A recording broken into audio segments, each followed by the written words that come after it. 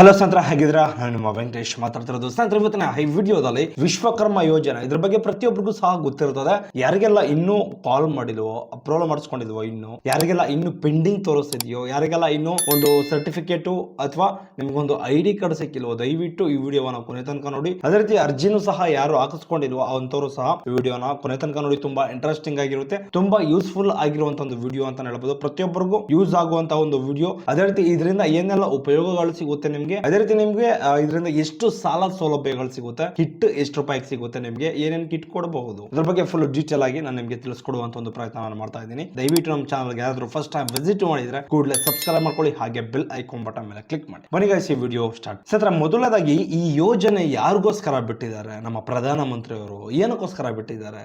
ಎಂತೋರ್ನ ಮೇಲ್ ತರೋದಕ್ಕೋಸ್ಕರ ಬಿಟ್ಟಿದ್ದಾರೆ. ಅಂದ್ರೆ ಎಂತೋರ್ನ ಅಂದ್ರೆ 18 ಸಾಂಪ್ರದಾಯಿಕ ಕುಶಲಕರ್ಮಿ ಕೆಲಸಗಾರರಿಗೆ ಮಾತ್ರ ಈ ಸೀಮಿತ ಆಗಿರುವಂತದ್ದು. ಅಂದ್ರೆ 18 ಜನ ಅಲ್ಲ, 18 ವರ್ಗದ ಒಂದು ಕೆಲಸಗಳಲ್ಲಿ ಯಾರು ತೊಡಗಿಕೊಂಡಿರ್ತಾರೋ ಜೀವನವನ್ನ, ಅಂತವರಿಗೆ ಈ ಒಂದು ಸೌಲಭ್ಯ ಸಿಕ್ಕಾಪಟ್ಟೆ ಯೂಸ್ಫುಲ್ ಆಗುತ್ತೆ. ಮೇಯ್ನ್ ಆಗಿ ಟೈಲರಿಂಗ್ಸ್ ಲೇಡೀಸು, ಎಷ್ಟೋ ಜನ ಟೈಲರಿಂಗ್ ಸರ್ಟಿಫಿಕೇಟ್ ಇರ್ತದೆ, ಕಲ್ತಿರ್ತಾರೆ, ಬಟ್ ಆದ್ರೆ ಬಿಸ್ನೆಸ್ ಸ್ಟಾರ್ಟ್ ಆಫ್ ಮಾಡೋದಕ್ಕೆ ಅವ್ರ ಕೈಲಿ ಆಗ್ತಿರೋದಿಲ್ಲ. ಅರ್ಥ ಆಯ್ತಾ? ಸಿಕ್ಕಾಪಟ್ಟೆ ಪ್ರಾಬ್ಲಮ್ ಅನ್ನ ಫೇಸ್ ಮಾಡ್ತಾ ಇರ್ತಾರೆ. ಅಂಥವ್ರಿಗೂ ಸಹ ಈ ಸೌಲಭ್ಯವನ್ನ ಕೊಟ್ಟಿದ್ದಾರೆ. ಅದೇ ರೀತಿ ಗಾರೆ ಕೆಲಸಗಾರರು, ಈಗ ಗಾರೆ ಕೆಲಸ ಎಷ್ಟೋ ಜನ ಮಾಡ್ತಿರ್ತಾರೆ, ಅಂಥವ್ರಿಗೂ ಸಹ ಇದಕ್ಕೆ ಅರ್ಜಿನ ಸಲ್ಲಿಸಬಹುದು. ಅದೇ ರೀತಿ ಕ್ಷೌರಿಕರು, ಅಕ್ಕಸಾಲಿಗರು, ಅಗಸರು ಅಂದ್ರೆ ಡೋಬಿ, ಬಡಗಿ ಅಂದ್ರೆ ಮರ ಕೆಲಸಗಾರರು, ವಿಗ್ರಹ ತಯಾರಕರು ಅಂದ್ರೆ ಶಿಲ್ಪಿಗಳು, ಅದೇ ರೀತಿ ಆಯುಧ ತಯಾರಕರು, ನಂತರ ಚಮ್ಮರರು, ಸುತ್ತಿಗೆ ಮತ್ತು ಉಪಕರಣಗಳನ್ನು ತಯಾರು ಮಾಡುವವರು, ಬೀಗ ತಯಾರು ಮಾಡುವವರು, ಅದೇ ರೀತಿ ಕುಂಬಾರರು, ಕಮ್ಮಾರರು, ಬುಟ್ಟಿ ಚಾಪೆ ಕಸದ ಪೊರಿಕೆ ತಯಾರಕರು, ಆಟಿಕೆ ತಯಾರಕರು ಅಂದ್ರೆ ಸಾಂಪ್ರದಾಯಿಕವಾಗಿ ಆಟಿಕೆಗಳನ್ನು ತಯಾರು ಮಾಡುವಂತವರು, ಹೂವಿನ ಹಾರ ಒಂದು ತಯಾರು ಮಾಡುವಂತಹ ಅಂತವ್ರಿಗೂ ಸಹ ಈ ಸೌಲಭ್ಯಗಳು ಸಿಗುತ್ತೆ. ಮೀನಿನ ಬಲೆ ತಯಾರು ಮಾಡುವಂತವರು, ಇಷ್ಟು ಜನಕ್ಕೆ ಈ ಸೌಲಭ್ಯಗಳು ಸಿಗುತ್ತೆ. ಇಷ್ಟರಲ್ಲಿ ನೀವೇನಾದ್ರೂ ಇದ್ರೆ ಇಮಿಡಿಯೇಟ್ಲಿ ನೀವು ಅರ್ಜಿನ ಸಲ್ಲಿಸಬಹುದು. ಯಾವುದೇ ರೀತಿ ಡೌಟ್ಗಳಿಲ್ಲ. 100% ಈ ಸೌಲಭ್ಯ ನಿಮಗೆ ಸಿಕ್ಕೇ ಸಿಗುತ್ತೆ. ಅರ್ಥ ಆಯ್ತಾ? ಸರ್, ಅದೇ ರೀತಿ ಇದರ ಪ್ರಯೋಜನಗಳು ಏನೇನಿರಬಹುದು? PM ವಿಶ್ವಕರ್ಮ ಯೋಜನೆ ಬಂದಿರುವಂತಹ ಇದರದ ಒಂದು ಸೌಲಭ್ಯಗಳು ಏನೇನಿರಬಹುದು? ಸರ್, ಮೇಯ್ನ್ ಆಗಿ 5 ದಿನ ಟ್ರೈನಿಂಗ್ ಕೊಡ್ತಾರೆ ಇವರೇ ನಿಮ್ಗೆ. ಅರ್ಥ ಆಯ್ತಾ? ಟ್ರೈನಿಂಗು ನಿಮ್ಮ ತಾಲೂಕ್ ಲೆವೆಲ್ ಅಲ್ಲಿ ಆಗಿರ್ಬೋದು ಅಥವಾ ನಿಮ್ಮ ಡಿಸ್ಟ್ರಿಕ್ಟ್ ಲೆವೆಲ್ ಅಲ್ಲಿ ಟ್ರೈನಿಂಗ್ ಇರ್ತದೆ. ಆ ಟ್ರೈನಿಂಗ್ ನೀವು ಅಟೆಂಡ್ ಮಾಡಿದ್ರೆ 5 ದಿನ ಟ್ರೈನಿಂಗ್ ಇರ್ತದೆ. 5 ದಿನಕ್ಕೂ ಸಹ ನಿಮಗೆ 500 ರೂಪಾಯಿ ತರ ಒಂದು ಪೇಮೆಂಟ್ ಅನ್ನು ಅವರೇ ಕೊಡ್ತಾರೆ ನಿಮಗೆ. ನೀವು ಕೊಡಬೇಕಾಗಿಲ್ಲ, ಅವರೇ ಕೊಡ್ತಾರೆ. ಬೇರೆ ಕಡೆ ಟ್ರೈನಿಂಗ್ ಹೋದ್ರೆ ನೀವು ಅವರು ಕೊಟ್ಟು ನೀವು ಜಾಯಿನ್ ಆಗಿ ಕಲ್ತ್ಕೊಂಡು ಬರಬೇಕು. ಬಟ್ ಇಲ್ಲ, ಆ ಥರ ಇಲ್ಲ. ಅವರೇ ನಿಮ್ಗೆ 500 ರೂಪಾಯಿ ಕೊಡ್ತಾರೆ. ಮತ್ತು ಅದೇ ರೀತಿ ನೆಕ್ಸ್ಟು ನಿಮಗೆ 5 ದಿನ ಅವರೇ ಟ್ರೈನಿಂಗ್ ಕೊಡ್ತಾರೆ. ಅದೇ ರೀತಿ ನೆಕ್ಸ್ಟು ತರಬೇತಿ ಮುಗಿದ ನಂತರ, ಅಂದರೆ ತರಬೇತಿ ಎಲ್ಲ ಟ್ರೈನಿಂಗ್ ಎಲ್ಲ ಆಗಿದ ತಕ್ಷಣ ನಿಮಗೆ 15,000 ರೂಪಾಯಿಗೆ ನಿಮಗೆ ಕಿಟ್ಗಳನ್ನು ಕೊಡ್ತಾರೆ. ನೀವೀಗ ಟೈಲರಿಂಗ್ ಏನಾದರೂ ಅರ್ಜಿಯನ್ನು ಸಲ್ಲಿಸಿದ್ರೆ ಟೈಲರಿಂಗ್ ಮಿಷಿನ್ ಕೊಡುವಂಥದ್ದು, ಅದಕ್ಕೆ ರಿಲೇಟಿವ್ ಆಗಿರುವಂಥ ಒಂದು 15,000 ರೂಪಾಯಿಗೆ ಏನು ಕಿಟ್ಗಳು ಬರುತ್ತೆ ಅದನ್ನು ಕೊಡುವಂಥ ಒಂದು ಪ್ರಯತ್ನ ಮಾಡ್ತಾರೆ. ಅದೇ ರೀತಿ ಮೊದಲ ಬಾರಿಗೆ ನಿಮಗೆ 1 ಲಕ್ಷ ಯಾವುದೇ ರೀತಿಯ ಆಧಾರ ರಹಿತ ಸಾಲಗಳು, ಅರ್ಥ ಆಯ್ತಾ? ಯಾವುದೇ ರೀತಿಯ ಒಂದು ಆಧಾರ ರಹಿತ ಸಾಲಗಳಿಂದ ಸುಮಾರು ನಿಮಗೆ 5% ಬಡ್ಡಿ ಥರ ಮೊದಲನೇದಾಗಿ 1 ಲಕ್ಷ ದುಡ್ಡು ಕೊಡ್ತಾರೆ. ಅಂದರೆ ಬ್ಯಾಂಕ್ ಕಡೆಯಿಂದ ಸಾಲವನ್ನು ಕೊಡ್ತಾರೆ. ಅದಕ್ಕೆ ಸುಮಾರು ಒಂದು 5% ಬಡ್ಡಿ ಇರ್ತದೆ. ಅದರ ಆ್ಯನ್ಯುವಲ್ ಇಂಟ್ರೆಸ್ಟ್, ಅರ್ಥ ಆಯ್ತಾ? ವರ್ಷಕ್ಕೆ 5,000 ರೂಪಾಯಿ, ಲಕ್ಷಕ್ಕೆ. ಅರ್ಥ ಆಯ್ತಾ? ಇದನ್ನು ದಯವಿಟ್ಟು ಅರ್ಥ ಮಾಡ್ಕೊಳ್ಳಿ. ಈ 1 ಲಕ್ಷ ತೊಗೊಂಡಿರ್ತೀರಲ್ಲ, ಇದನ್ನು ನೀವು 18 ತಿಂಗಳ ಒಳಗಡೆ ನೀವು ಮರುಪಾವತಿ ಮಾಡಿದ್ರೆ, ಅರ್ಥ ಆಯ್ತಾ? ಮರುಪಾವತಿ ಮಾಡಿದ ತಕ್ಷಣ ನಿಮಗೆ ಸಿಗುವಂಥದ್ದು 3 ಲಕ್ಷದವರೆಗೂ ಸಾಲವನ್ನು ಮತ್ತೆ ಕೊಡ್ತಾರೆ. ಆನಂತರ ಅದಕ್ಕೂ ಸಹ 5% ಬಡ್ಡಿ ದರದಲ್ಲೇ ನಿಮ್ಮ ಹತ್ರ ನೀವು EMI ಥರ ಕಟ್ಟಬೇಕಾಗುತ್ತೆ. ಯಾವುದೇ ರೀತಿ ರಿಸ್ಕ್ ಅನಿಸೋದಿಲ್ಲ. ಅರ್ಥ ಆಯ್ತಾ? ಸಿಕ್ಕಾಪಟ್ಟೆ ಈಸಿಯಾಗಿ ಮಾಡ್ಬೋದು. ಅದೇ ರೀತಿ ಇದಕ್ಕೆ ಬೇಕಾಗಿರುವಂಥದ್ದು ದಾಖಲಾತಿಗಳು ಏನೇನು, ಇದಕ್ಕೆ ದಾಖಲಾತಿಗಳು ಏನೇನು ಇರಬೇಕು? ಸರ್, ಮೊದಲನೇದಾಗಿ ಆಧಾರ್ ಕಾರ್ಡ್ ಇರಬೇಕಾಗುತ್ತೆ. ಅದಕ್ಕೆ ಲಿಂಕ್ ಆಗಿರುವಂಥ ಒಂದು ಮೊಬೈಲ್ ನಂಬರು. ಅದೇ ರೀತಿ ನಮ್ಮ ಸರ್ಕಾರಿ ಬ್ಯಾಂಕ್ಗಳು ಯಾವಿದಾವೋ ಅದರದ್ದು ಬ್ಯಾಂಕ್ ಪಾಸ್ಬುಕ್ಕು ಕಂಪಲ್ಸರಿ ಆಗಿರಬೇಕು. ಯಾವುದೋ ಕಾವೇರಿ ಗ್ರಾಮೀಣ ಬ್ಯಾಂಕು ಅಥವಾ ಇನ್ನೊಂದು ಕರ್ನಾಟಕ ಗ್ರಾಮೀಣ ಬ್ಯಾಂಕ್, ಇಂಥ ಬ್ಯಾಂಕುಗಳು ಯಾವ ತಗೊಳ್ಳೋದಿಲ್ಲ. ಅಫಿಷಿಯಲ್ ಬ್ಯಾಂಕ್ ಅಂದರೆ ಒಂದು ಗೌರ್ಮೆಂಟ್ಗೆ ಸಂಬಂಧಪಟ್ಟಿರುವಂಥ ಒಂದು ಬ್ಯಾಂಕ್ಗಳು ಆ ಪಾಸ್ಬುಕ್ಗಳನ್ನ ತೊಗೊಂಡೋರು ತುಂಬ ಉತ್ತಮ. ಅರ್ಥ ಆಯ್ತಾ? ಅದನ್ನು ತೊಗೊಂಡೋಗಿ, ಇಲ್ಲಾಂದ್ರೆ IFSC ಕೋಡ್ ಎಂಟ್ರಿ ಮಾಡಿದ್ರೆ ಸರ್ಚಿಂಗಲ್ಲಿ ತೋರಿಸೋದೇ ಇಲ್ಲ. ಇದನ್ನು ದಯವಿಟ್ಟು ಅರ್ಥ ಮಾಡ್ಕೊಳ್ಳಿ. ಅದೇ ರೀತಿ ರೇಷನ್ ಕಾರ್ಡ್ ಇರಬೇಕಾಗುತ್ತೆ. ಕಂಪಲ್ಸರಿಯಾಗಿ ನೀವು ರೇಷನ್ ಕಾರ್ಡಲ್ಲಿ ಇದ್ದರೆ, ರೇಷನ್ ಕಾರ್ಡನ್ನು ಬೇಕಾಗಿಲ್ಲ ಆದರೂ ತೊಗೊಂಡೋಗಿರಬೇಕು. ಅರ್ಥ ಆಯ್ತಾ? ರೇಷನ್ ಕಾರ್ಡಲ್ಲಿ ಅಲ್ಲಿ ತೋರಿಸಿಲ್ಲ ಅಂದರೆ ನಿಮ್ಮ ರೇಷನ್ ಕಾರ್ಡ್ ನಂಬರ್ ಟೈಪ್ ಮಾಡ್ತಾರೆ, ಇಮಿಡಿಯೇಟ್ಲಿ ನಿಮ್ಮ ಫ್ಯಾಮಿಲಿ ಲೀಸ್ಟೇ ಬರುತ್ತೆ.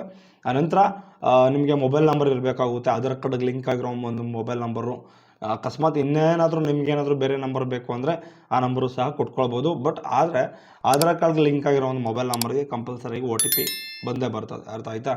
ಅದೇ ರೀತಿ ಅರ್ಜಿ ಸಲ್ಲಿಸುವವರು ಖುದ್ದಾಗಿ ಸೈಬರ್ಗೆ ಭೇಟಿ ನೀಡಬೇಕು. ಯಾಕೆ ಅಂದರೆ ಮೈನ್ ರೀಸನ್ ಏನಪ್ಪ ಅಂದರೆ ಎಬ್ಬಿಟ್, ಅರ್ಥ ಆಯ್ತಾ, ಕೊಡಬೇಕಾಗುತ್ತೆ. ಕೊಟ್ಟು ಆದಮೇಲೆ ಅದು ಅಪ್ಲಿಕೇಶನ್ ಓಪನ್ ಆಗೋದು, ಅಲ್ಲಿ ತನಕ ಅಪ್ಲಿಕೇಶನ್ನೇ ಓಪನ್ ಆಗೋದಿಲ್ಲ. ಯಾರೆಲ್ಲ ಅರ್ಜಿಯನ್ನು ಸಲ್ಲಿಸಬೇಕು ಅವರೇ ಖುದ್ದಾಗಿ ಸೈಬರ್ಗಳಿಗೆ ಭೇಟಿ ನೀಡಿ ಅರ್ಜಿಯನ್ನು ಸಲ್ಲಿಸ್ಬೋದು. ಇದನ್ನು ಎಲ್ಲಿ ಒಂದು ಅಪ್ಲಿಕೇಶನನ್ನು ಸಲ್ಲಿಕೆ ಮಾಡಬೇಕು, CSC ಸರ್ವಿಸ್ ಸೆಂಟರ್ಗಳಲ್ಲಿ ಅರ್ಜಿಯನ್ನು ಹಾಕ್ಕೊಡ್ತಾರೆ ನಿಮಗೆ. ಅಲ್ಲೂ ಸಹ ನೀವು ವಿಸಿಟ್ ಮಾಡಿದ್ರೆ ಇಮಿಡಿಯೇಟ್ಲಿ ಅರ್ಜಿಯನ್ನು ಸಲ್ಲಿಸ್ಕೊಡ್ತಾರೆ. ಬಟ್ ಆದರೆ ಈಗ ಹೆವಿ ಸರ್ವರ್ ಇಶ್ಯೂ ಇದೆ, ಅರ್ಥ ಆಯ್ತಾ. ನೀವು ವಿಸಿಟ್ ಮಾಡೋದಾದರೆ 10 ಗಂಟೆ ಒಳಗಡೆ ವಿಸಿಟ್ ಮಾಡಿ ಬೆಳಿಗ್ಗೆನೆ.